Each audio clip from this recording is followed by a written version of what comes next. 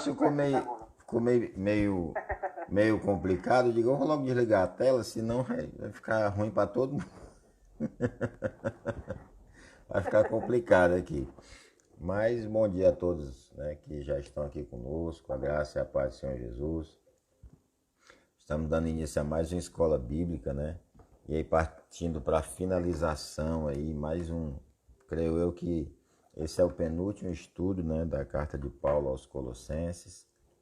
E temos aí, nós já conseguimos distribuir algumas revistas, pastor? Sim, alguns irmãos já receberam, já vieram receber aqui em casa, viu? Pronto, irmão Francisco também? Não, irmão Francisco e a irmã Maria ainda O está mais... Francisco eu não lembro, acho que não. Eles eu não lembro, presbítero, mas dá para confirmar, né? Mas assim, eu quero aqui já no próximo estudo tá fazendo uso da nossa revista, né? Fazendo uso da nossa revista para facilitar o trabalho, né, dos irmãos, o entendimento, e já avisar desde que a revista ela tem como é que eu posso dizer? O irmão Francisco disse que ainda não recebeu, né, mas está disponível já, né? A revista ela Tá tem disponível. esse ano eu pretendo usar mais e menos a revista, né? Usar mais a revista, mas usar menos. Na EBD mesmo, a gente vai aprofundar cada tema que ela ali propõe, né?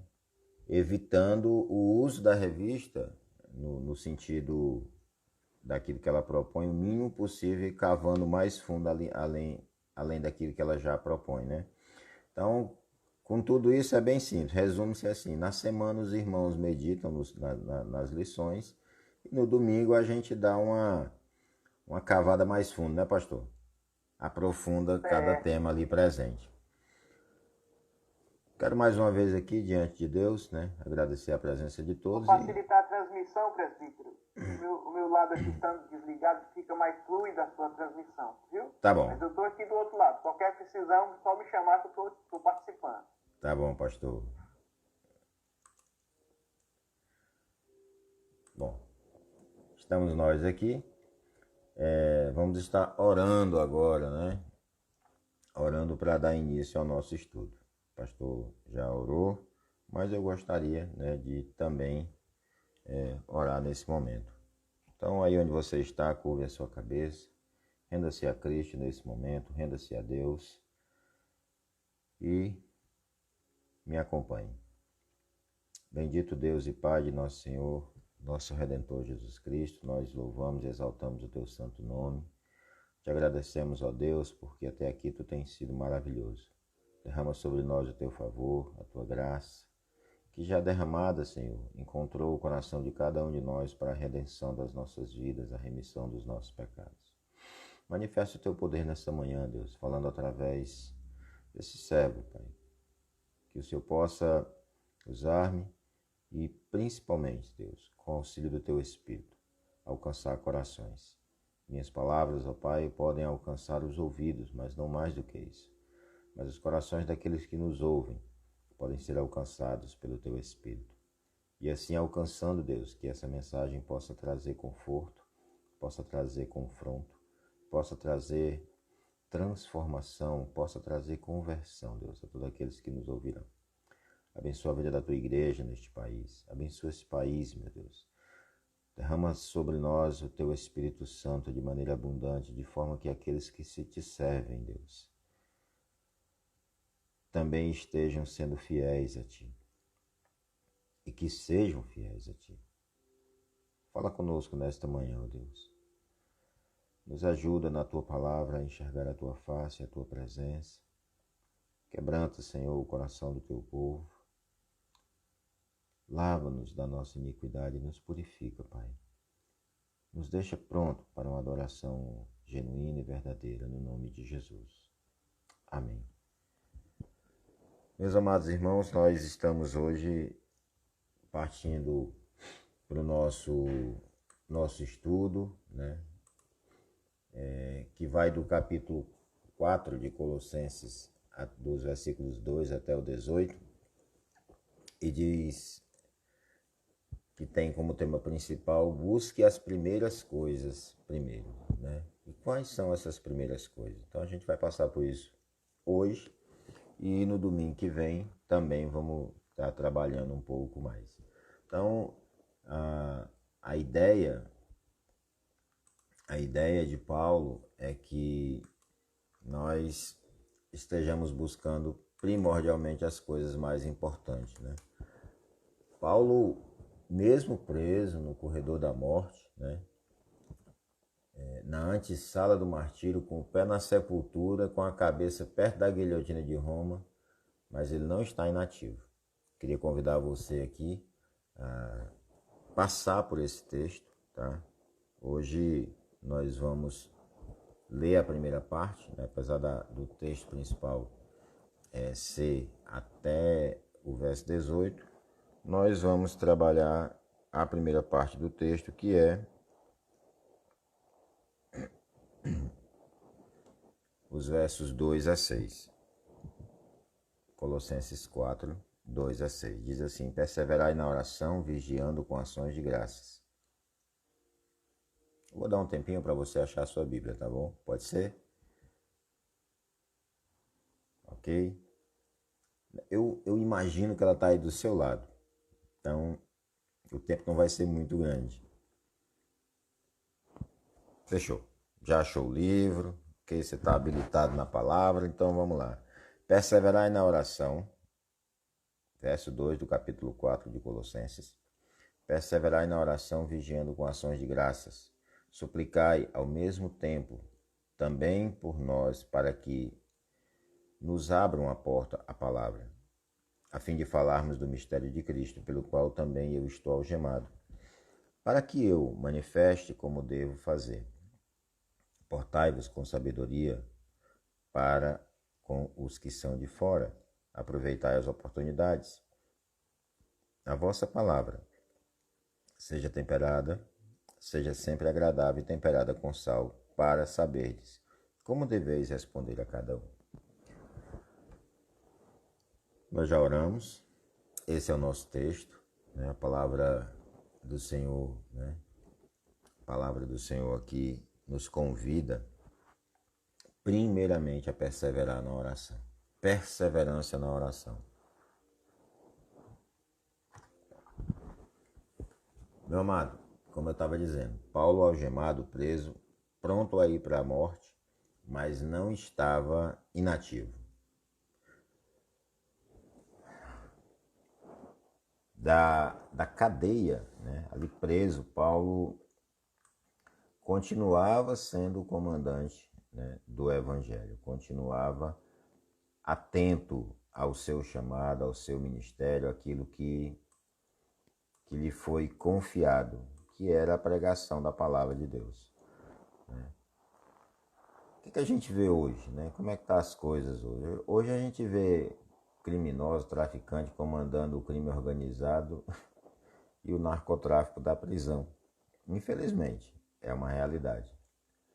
Eles são, né, o que poderíamos dizer, agentes, né, da morte. Eles são promotores da morte. Paulo não. Paulo era um agente da vida. Ele fecha a cortina dessa carta, nas suas últimas instruções, ele fala sobre a necessidade de buscar primeiro as primeiras coisas primeiro. Então, nós vamos destacar duas verdades aqui, duas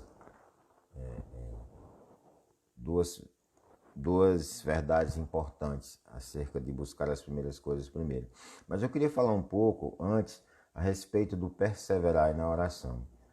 Para isso, né, eu vou pedir auxílio aqui a Calvino, né, no seu comentário dessa epístola, né, ele diz assim, ele, comentando justamente esse verso aqui, perseverai na oração, ele, no caso Paulo, volta às exortações gerais nas quais não devemos esperar uma ordem exata, pois nesse caso ele teria começado com oração, porém não está olhando para isso.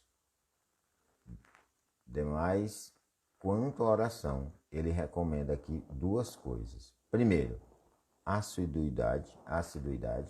Segundo, o entusiasmo ou concentração solícita.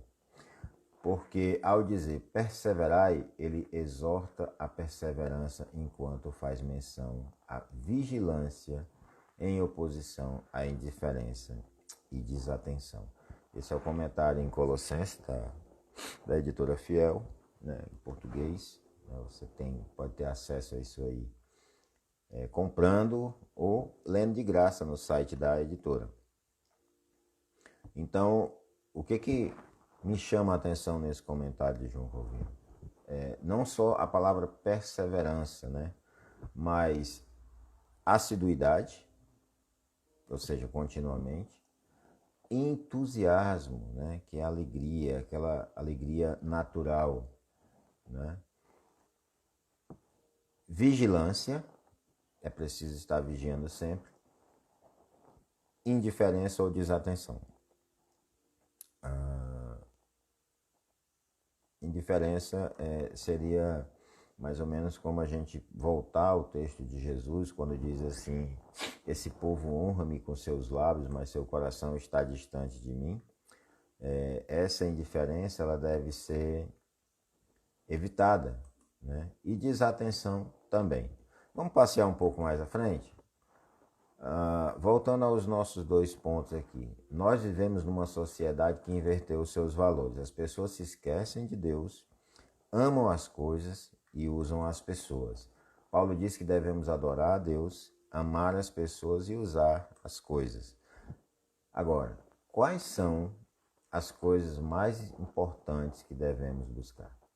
Esse é o que eu e você temos que pensar nessa manhã.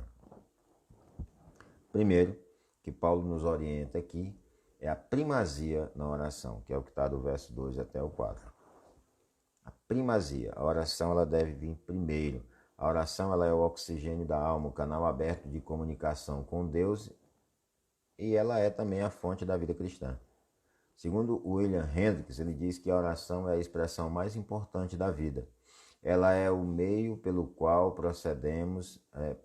podemos obter para nós e para os outros a satisfação das necessidades, tanto física como espirituais. Também é a arma divinamente estabelecida para combater os sinistros ataques do diabo e seus anjos, o veículo pelo qual confessamos os nossos pecados e o instrumento pelo qual as almas agradecidas expressam espontaneamente adoração diante do trono de Deus. Então a oração ela se torna um meio de comunicação, um meio de petição, uma forma de relacionamento. Aliás, você se relaciona com Deus através da pessoa de Cristo, mas em oração. E essas orações, em sua grande maioria, quizás todas, elas são traduzidas pelo Espírito Santo, porque a palavra diz que nós não sabemos nem orar como convém. E o Espírito Santo, ele prescruta o nosso coração e leva essas orações diante do Pai. Agora, quais são, né, as características dessa oração? Primeiro, a oração ela deve ser vigilante, é o que está na parte B do versículo 2, vigiando com ações de graça, né? Ou seja, o primeiro ponto aqui que nós entendemos de uma característica dessa oração é ser vigilante.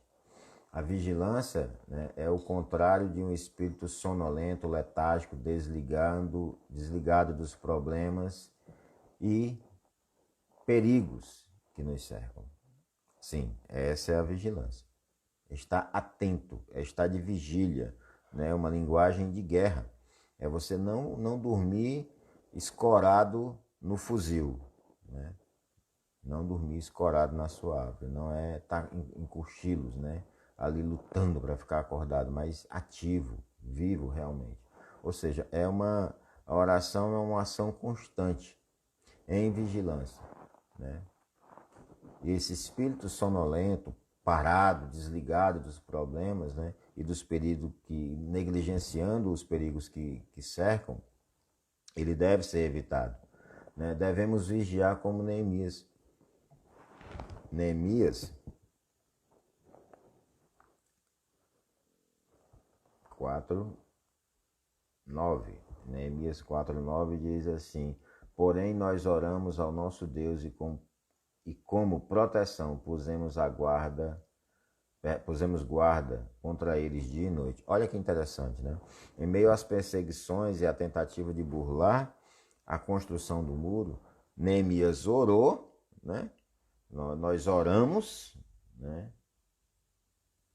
Aqui no verso 8, só voltando um pouquinho para você entender, ele diz assim: ajuntaram-se todos de comum acordo para virem atacar Jerusalém e suscitar confusão ali.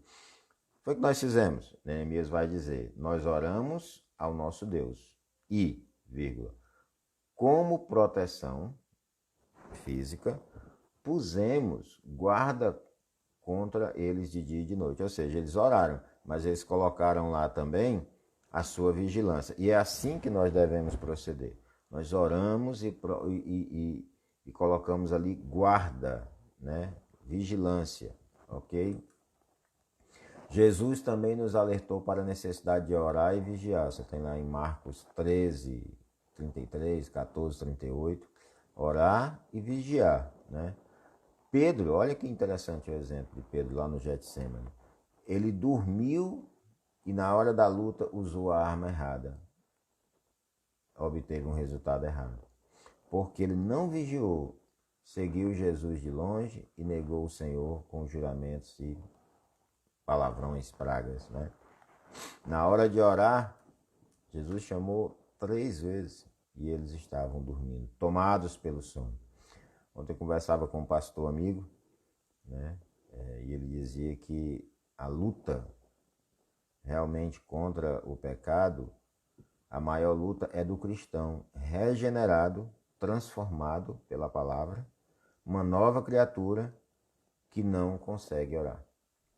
Meu irmão, tem muito crente que não consegue orar. E é um desafio, principalmente nos momentos de hoje. Principalmente no mundo em que vivemos tomado, né, pelo mundanismo. Que são, vamos colocar assim de uma maneira mais clara, são os atrativos que o mundo propõe para cada um. Para cada um. Para quê? Para que essas pessoas estejam ocupadíssimas com o seu tempo. Nunca teve tanta oferta de streaming, né?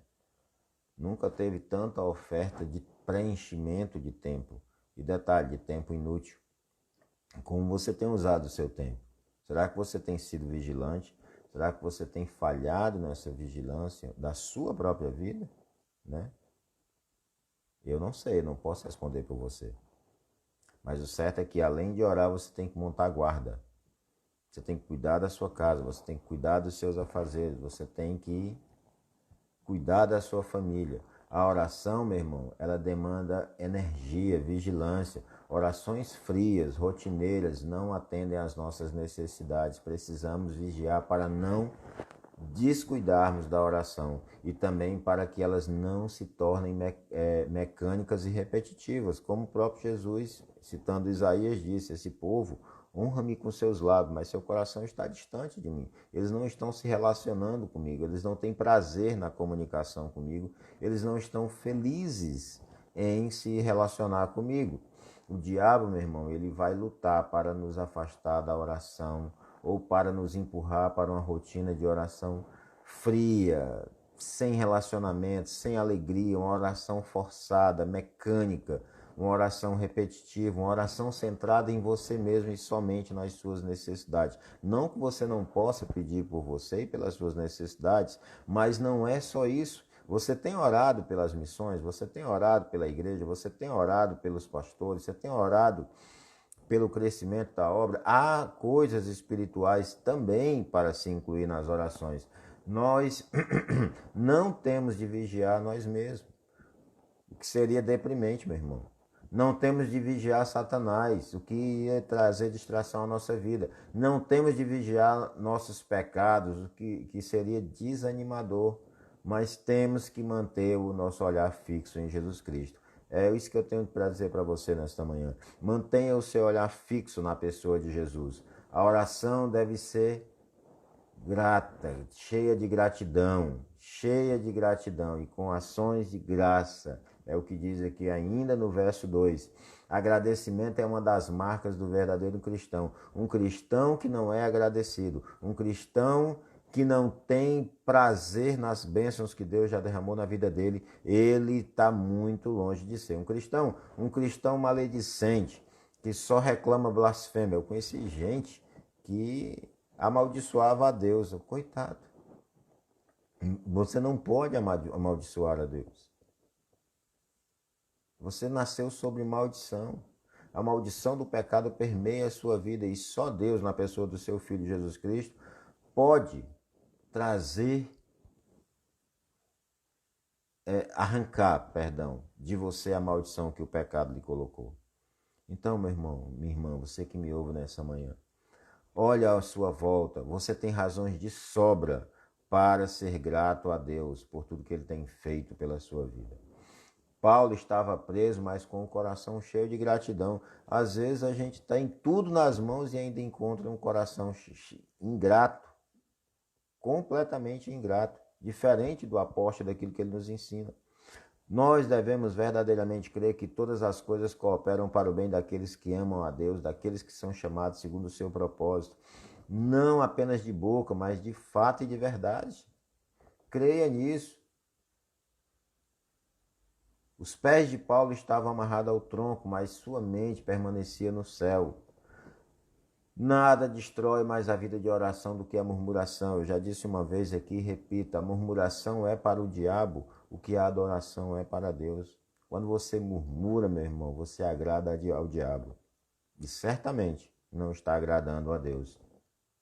Se deleitar na soberana providência divina nos faz descansar e põe nossos lábios,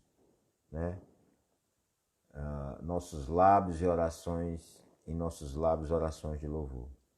Quando nós descansamos em Deus, as nossas palavras, elas deixam de ser murmuração e passam a ser louvor ao Deus. O louvor não é resultado da vitória. Não, ele não é resultado da vitória. O louvor é a causa da vitória. É por conta do louvor a Deus que você obtém vitória. Você não murmura no deserto e quando chega vai adorar, vai louvar a Deus. Não, você louva no deserto, adora no deserto. E aí sim você vai experimentar a vitória. Quando louvamos a Deus, Ele abre, caminho para nós, Ele destrói os nossos inimigos. Ele nos dá a vitória, literalmente. Partindo aqui, as características da oração ainda. Primeiro, ela deve ser intercessora, uma oração que intercede pelos outros. Está lá no verso 3, suplicai ao mesmo tempo por nós. O apóstolo tinha consciência da necessidade de oração, ele sabia da importância da oração. A oração, meu irmão, é a chave que abre porta das grandes oportunidades. Para quê? Para divulgar o Evangelho. A gente faz missões pregando, mas também orando por missões. Porque enquanto estamos aqui, há pessoas espalhadas pelo mundo afora que elas estão realmente fazendo missões ativas, Não que a oração seja passiva, mas estão na fronte, no campo de batalha, lá na frente. Nós devemos estar na frente, mas também devemos estar na retaguarda. A retaguarda seria a oração. Nós devemos orar uns pelos outros, orar pela obra missionária, devemos orar especificamente pelos missionários, a fim de que Deus os use nas diferentes circunstâncias que eles se encontram. Para quê? Para que o Evangelho prospere, cresça, alcance vidas perdidas e o nome de Deus seja glorificado. Nós podemos tocar o mundo inteiro pela oração. É pela oração nos tornamos cooperadores de Deus com a sua obra. O altar está conectado ao trono pela oração. As orações que sobem ao altar para o trono descem do trono para a terra em termos de intervenções soberanas de Deus na história. É orando, meu irmão. é orando que o nome de Deus é glorificado. Ainda usando aqui agora o comentário de William Buckley, ele diz que havia muitas coisas pelas quais Paulo podia ter pedido oração. Pela libertação da prisão, ele poderia ter orado para que fosse liberto. Por um resultado favorável em seu julgamento. Por um pouco de descanso e paz no final dos seus dias. Mas Paulo só pede à igreja para orar para que ele tenha força e a oportunidade de realizar a obra que Deus havia o encarregado de fazer. E não é à toa que essa oração é despedida, porque lá na frente Paulo vai dizer, os santos os saudam, principalmente os da casa de César, ou seja, todo aquele que estava preso a Paulo, né? Estava preso a Paulo ali, para evitar que ele fugisse, passou por digamos assim, um discipulado, um evangelismo e consequentemente discipulado. E quantos não foram convertidos ali entre a guarda pretoriana e outros servos da casa? E esse foi o pedido de Paulo, que oportunidades ele tivesse, e essas oportunidades ele aproveitou. E é isso que eu quero falar com você também. Em segundo lugar, meu irmão, a supremacia da palavra, é o que está aqui nos versos 3 e 4. Suplicai ao mesmo tempo também por nós, para que Deus nos abra a porta, a palavra. Eu vou mudar aqui um pouco a versão para a gente ter um entendimento mais claro. Ele diz assim, na versão Almeida 2017, Nova Almeida, diz assim, ao mesmo tempo, orem também por nós para que Deus nos abra uma porta à palavra, ou seja, uma porta para que a palavra seja pregada, a fim de falarmos do ministério de Cristo, pelo qual também estou algemado. Orem para que eu torne esse mistério conhecido, como me cumpre fazer. Então, a palavra ela é suprema. Paulo não pede que se abram as portas da prisão, mas que se abram as portas do seu ministério, daquilo que lhe cumpre fazer. Paulo não ora como oraram para que Pedro fosse liberto e realmente as portas da prisão se abriram. Você tem isso lá em Atos. E Pedro pôde sair da prisão. Paulo ora, não criticando a Pedro. Pedro não orou, a igreja sim orou. Mas Pedro estava preso, o texto não fala se ele estava orando para sair da prisão, só fala que ele estava preso. Mas Paulo também não ora, ele ora para que aquele momento de prisão fosse usado para a proliferação do Evangelho do Senhor Jesus. E isso, como eu já disse, aconteceu. Ele diz aqui, para que Deus nos abra uma porta à palavra, a fim de falarmos do mistério de Cristo, pelo qual também estou algemado, para que eu o manifeste como devo fazer. Paulo estava preso por proclamar o Evangelho, e por proclamar o Evangelho, estando ali preso, ele ora para que ele continue proclamando o Evangelho. Meu irmão, minha irmã, eu não sei se você já imaginou essa situação. É alguém que foi preso por estar fazendo alguma coisa, mas continua fazendo, mesmo preso. Como eu disse lá no início, aqueles que comandam o crime organizado, os agentes da morte, o comandam preso. Eu fico imaginando um celular na mão de Paulo hoje, o que ele faria? Porque através de cartas ele atravessou gerações e séculos e tem alcançado vidas até hoje. A palavra do Senhor diz que obras maiores do que essas vocês farão. Nós temos hoje a oportunidade de proclamar o Evangelho de uma forma muito maior do que grandes homens de Deus no passado. Nós temos a velocidade da informação.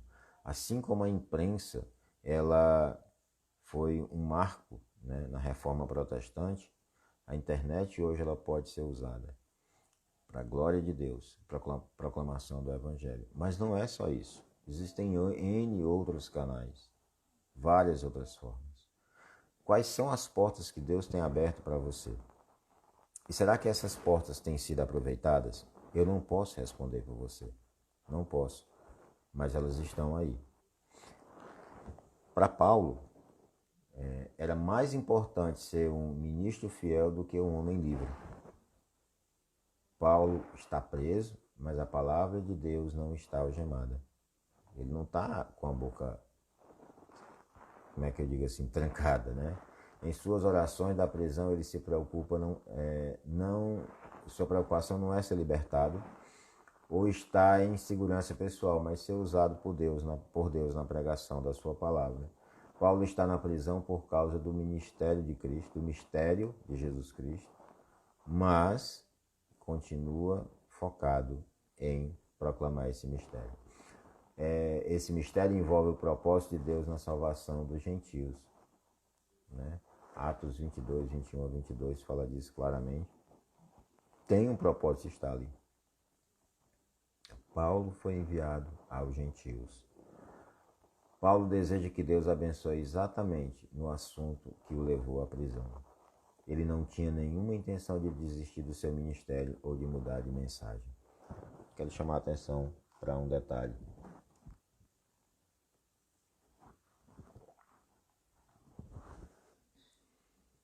Paulo não negociou a mensagem do Evangelho a fim de manter pessoas por perto.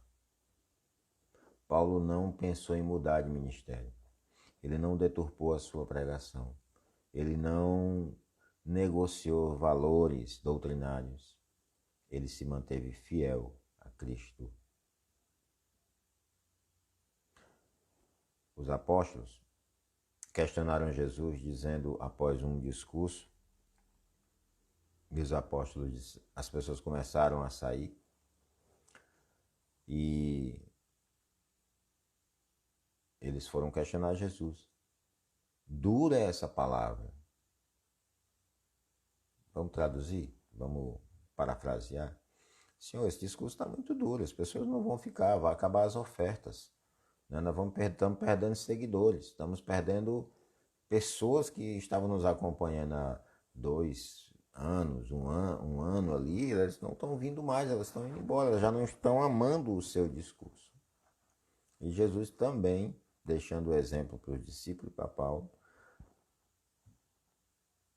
Bom, se vocês quiserem ir, como quem diz assim, fiquem à vontade. Pedro pergunta, para onde iremos nós? Só tu tens palavra de vida eterna. Para onde você iria, meu irmão, minha irmã? Para onde você caminharia se só Jesus tem palavra de vida eterna? Para onde você tem ido? Será que tem valido a pena? Eu não sei, quem pode responder é você. Mas Jesus, ele tem a palavra de vida e de salvação. Ainda continuando, né, queria aqui contar uma história para vocês a respeito do pregador Batista. Nós temos algumas divergências sobre a questão denominacional de John Bunyan, né? Tem até divergências sobre a questão batismo, mas vamos dizer que ele era batista, né? Vamos trabalhar com a linha mais forte. Ele foi preso em Belfort, na Inglaterra, lá no século XVII, exatamente por pregar a palavra de Deus em praça pública. E as autoridades, eles disseram que o libertariam se ele prometesse deixar de pregar. Né? Ele poderia sair à vontade, bastava deixar de pregar a palavra de Deus. E ele disse, se eu sair da prisão hoje, com a ajuda de Deus, amanhã, com a ajuda de Deus, estarei pregando o Evangelho novamente. Paulo deixou esse exemplo e Bunyan seguiu. Paulo fez da cadeia o seu púlpito e disse para a igreja que quando ele orava em seu favor, ele estava associando-se a ele, né, o ministério da pregação. E assim tem sido. E assim tem sido. Para Bunyan, não tinha por que permanecer crente sem pregar a palavra de Deus. Se ele fosse liberto, ele exatamente pregaria no dia seguinte. Talvez até no mesmo dia, dependendo do horário. E é isso, meu irmão. É isso que nós fomos chamados para fazer. É isso que nós fomos convidados a fazer. A proclamar a verdade de Deus, a palavra de Deus. Abandone a ideia do sacerdotalismo, eu vou me confundir aqui na palavra, né? Essa questão em que, como é que eu posso lhe dizer, né?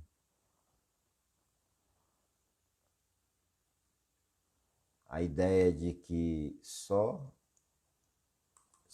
os sacerdotes, né? Só os sacerdotes podem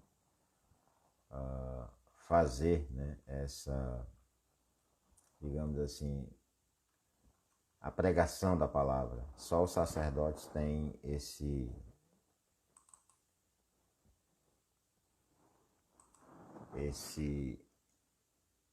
a obrigação, né, de pregar a palavra de Deus. Isso é um chamado para cada um de nós, né? Isso é um chamado para o povo cristão. Então, essa ideia, né, ela é destruída por Pedro quando ele diz que vós também sois nação santa, sacerdócio eleito, né? Vocês são sacerdotes. Então, muitas vezes está impregnada essa questão de esperar apenas que pastores e missionários. Não, só quem faz esse trabalho é um missionário. Não, Spurgeon dizia com muita autoridade que o crente ou ele é um missionário ou ele é um hipócrita. Então a palavra ficou para todos nós pregarmos. Ok? Então, em terceiro lugar, a urgência do testemunho.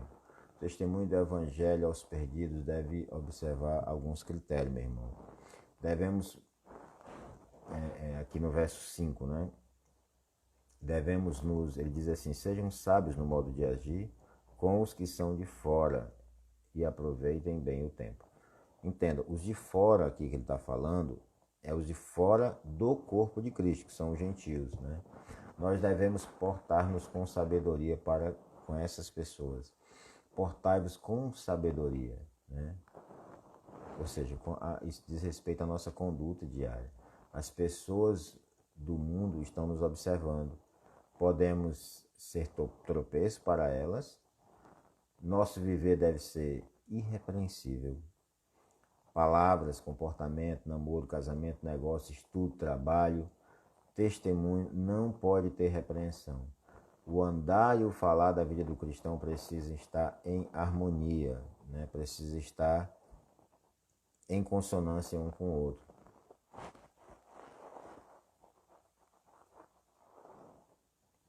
O testemunho do evangelho aos perdidos deve...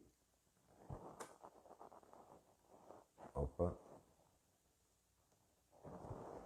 voltar aqui o slide aqui no Facebook. Esse está duplicado aqui. Vamos lá. Deixa eu dar uma leve corrigida. Aqui, aproveitando aqui os meus irmãos aqui do Facebook, tem alguma pergunta ou só de bom dia mesmo? No Instagram tá aberto aqui, tá dando para ver. Se tiver alguma pergunta, estamos por aqui, né? Mas no Face, que são mais os irmãos da igreja mesmo, você tem alguma pergunta? Não? Bom, então retornamos aqui, né, ao nosso entendimento, né? Os de fora são quem? São as outras religiões. Quando ele diz aqui, portai-vos com sabedoria, meu irmão, e aqui eu quero chamar a atenção para um detalhe, é que muitas vezes, observe isso, tanto o novo convertido, ele não consegue, digamos assim, ter paz e sabedoria mesmo, para falar acerca das coisas de Jesus, como alguns que eram de determinada linha de pensamento e passam, por exemplo, a serem de visão doutrinária reformada. Né? Falta sabedoria para lidar com aqueles que ainda não entenderam, por exemplo, as doutrinas da graça, e aqueles que não entenderam o mistério de Cristo. E ao invés de manter o relacionamento, de manter a comunicação, a pessoa chega chutando, digamos assim, no literal, chutando o pau da barraca, ou seja, derrubando tudo. Né? Querendo colocar seus pontos de vista, lhe falta sabedoria. Nós precisamos dar testemunho do Evangelho aos perdidos. E esse testemunho ele deve observar alguns critérios. Né? O portar-se com sabedoria é um deles, que é justamente, como eu já falei, a nossa conduta diária. E também lembro que os irmãos estão sendo observados pelos incrédulos. Né? Esse observar não é que eles estão só filmando para depois condenar. Não, eles estão observando para ver pela sua conduta. Gente, não tem nada pior do que as pessoas que dizem assim, eu não vou ser crente porque fulano de tal é crente e ele age assim, assim, assim, assado. A gente sabe que teologicamente uma coisa não tem nada a ver com outra. Porém, né, não deixa de ser, algumas vezes, uma verdade. E a gente deve entender que as pessoas estão nos observando. A palavra aqui usada um pouco mais à frente é aproveitar o tempo, né? O verso 5, né? Relacionado ao kairos, né? Ou seja, oportunidade. É como se fosse, tem a ver com o mercado, com vendas. Um bom vendedor, ele sabe aproveitar as oportunidades de negócio, né? E naquele momento ele sabe se fará um bom negócio ou não fará negócio, por assim dizer, mas ele aproveita a oportunidade, né? É a questão da ágora, né? Que é a praça de negócios ali no grego, né? Então, dia a dia aparecem oportunidades para que você pregue o evangelho. Eu usei o termo vendedor, mas não é que você vai vender o evangelho, mas você vai aproveitar a oportunidade para falar do evangelho com sabedoria, né? Eu quero colocar um exemplo aqui, mais ou menos assim.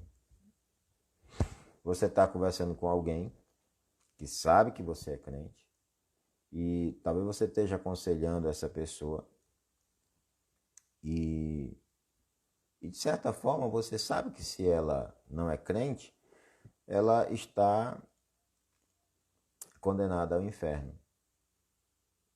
E você pode dizer que ela vai para o inferno, mas com sabedoria, no tempo certo, na oportunidade certa.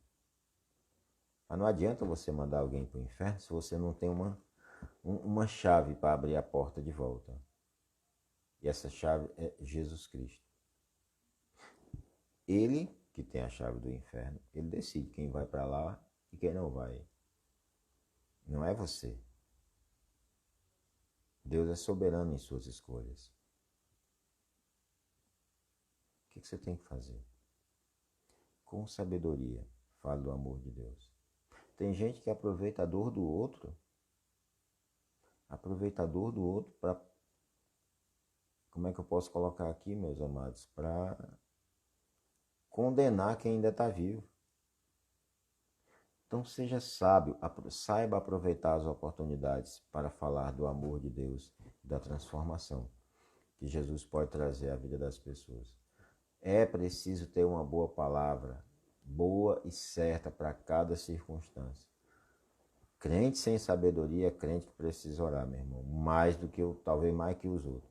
Paulo aproveita a sua prisão em Roma para evangelizar a guarda pretoriana e para escrever cartas à igreja.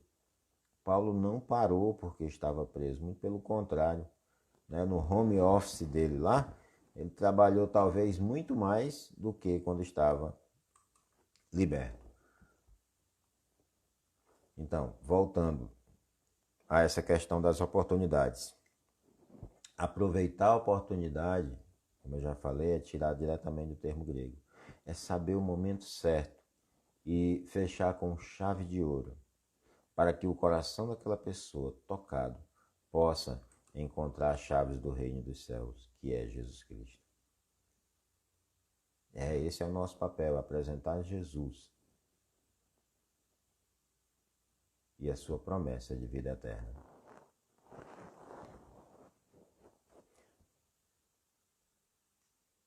Faça uso da oportunidade que Deus tem lhe dado todos os dias de proclamar o Evangelho do Reino de Deus. Nós temos a nosso dispor, quando a gente fala de mordomia cristã, nós temos aí a nossa mente voltada para a questão financeira, mas a mordomia do tempo também é um bem de Deus, é um dom que Deus dá para a gente, é um bem que Ele nos coloca na nossa vida com um valor incalculável. E Paulo nos ensina aqui uma chamada de investir nossas energias em ocupações que serão testemunho positivo e atraente aos que estão fora do convívio da igreja. Use o seu tempo para a glória de Deus, eu resumiria assim. Devemos ter, como eu já disse, a palavra certa na hora certa. É o verso 6. Que a vossa palavra seja sempre agradável, temperada com sal, para saberdes como deveis responder a cada um. O que é remédio para um, meu irmão, é veneno para outro. Então, tempere a sua palavra, né? Digamos assim, a sua palavra com a palavra de Deus. Então, a palavra do cristão precisa ser sempre verdadeira, oportuna, edificante e agradável. Uma palavra inoportuna, ela não alcança corações. Ela não passa de intromissão. É mais ou menos assim. Alguém vai chegar para você em algum momento e vai lhe perguntar algo sobre a sua fé. E Pedro, 1 Pedro 3,9, vai nos exortar a responder com mansidão, né, com amor, a essas pessoas que vão questionar sobre a esperança que há em nossas vidas.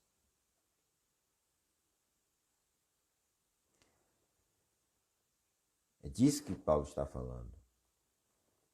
É aproveitar a oportunidade e soltar uma palavra edificante, agradável. Não é açucarar o evangelho. Não é isso. Mas você não precisa ser rude nas suas palavras. Você não precisa ser duro nas suas palavras. Se o evangelho ofende, é o evangelho que ofende, não é você. O problema é que muitas vezes o evangelho não ofende e os irmãos acabam ofendendo com as suas palavras. Sua palavra precisa ser temperada com sal, ou seja, nem insípida, nem sem sabor e nem muito salgada. Pois é, tem gente que põe sal grosso nas suas palavras, né? E põe, e aí vai. Se duvidar, põe até pimenta. Tempera mesmo. Tempera para queimar.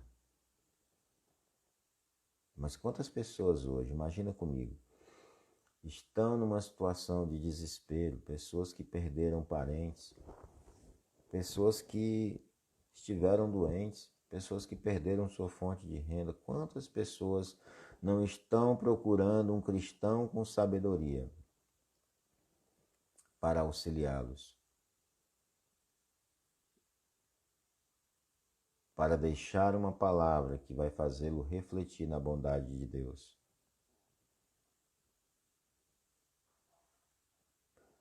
Muitas dessas pessoas estão pagando consultas a psicanalistas, buscando soluções humanas, onde a solução é espiritual. Eu não estou fazendo crítica aqui aos profissionais de psicanálise, psiquiatria. A gente sabe que eles têm o seu papel e são importantes, mas muitas vezes a resposta, na maioria das vezes, está no lado espiritual. É onde o pecado é tratado como pecado e não o roubo é tratado como pecado e não como cleptomania. é onde o adultério é tratado como pecado. E outros males que assim existem. Que na tentativa de melhorar o homem, esses males eles são colocados como é que eu posso dizer aqui para você? Como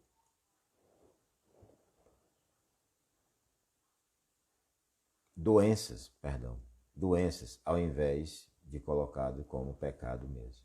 Então, o cristão, tempere sua palavra no ponto certo e aproveite as oportunidades de proclamar o Evangelho de Deus. É a palavra certa na hora certa. A palavra que a expressão temperada foge dos dois extremos. Ela nem pode ser nem insossa, como a gente diz, e nem salgada. É no tempo, é no ponto certo. Sal demasiado é ruim e quando é pouco também não serve de nada, né? Não basta ganhar uma discussão. Precisamos ganhar as pessoas para Cristo. Não basta ganhar uma discussão. Você precisa ganhar as pessoas para Cristo. Sabe, eu observo e vejo pessoas que já eram crentes e elas agora se encontraram com a doutrina reformada. Já falei um pouco disso, mas quero cavar um pouquinho mais. E agora elas pegam aqueles que são crentes, são piedosos, são fervorosos, têm um entendimento equivocado a respeito de doutrinas, mas são crentes. E essa pessoa que se encontrou com uma verdade mais clara, com um entendimento mais claro das Escrituras, ela, em vez de auxiliar essa pessoa que ainda não teve esse entendimento, o que ela faz? Ela pega um carro de mão, junta um monte de pedra e começa a jogar naqueles que no passado eram seus irmãos, seus amigos de convivência, seus irmãos em Cristo, naqueles que você sentava com ele à mesma mesa. Agora porque você, eu vou usar o termo calvinista aqui, embora eu não goste, agora porque você se tornou calvinista, você agora vai pegar todos os seus irmãos e vai transformar ele em hereges, em doentes, em leprosos. Talvez, e é possível, que eles vivam algumas heresias, mas por falta de entendimento. E você chegou a esse entendimento. Não, mas agora eu vou matar todos eles. Você chegou a essa convicção a respeito, por exemplo, das doutrinas da graça. Então você vai pegar todos os outros, colocar num pacote e jogar a ladeira abaixo. Use as oportunidades que você tem para que pessoas sejam alcançadas, para que pessoas sejam transformadas. Agora eu lhe pergunto, para você que age assim, eu espero que não seja ninguém que está em nenhuma das duas salas aqui.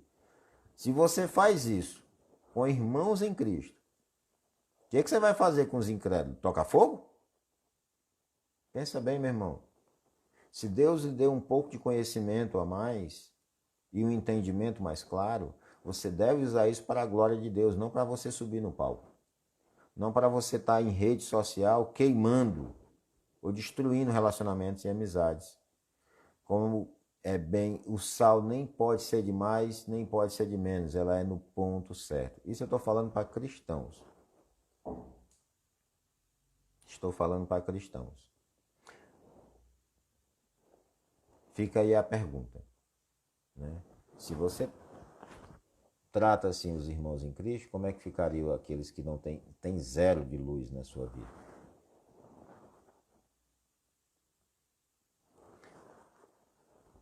Queria partir aqui para a nossa conclusão, a nossa aplicação.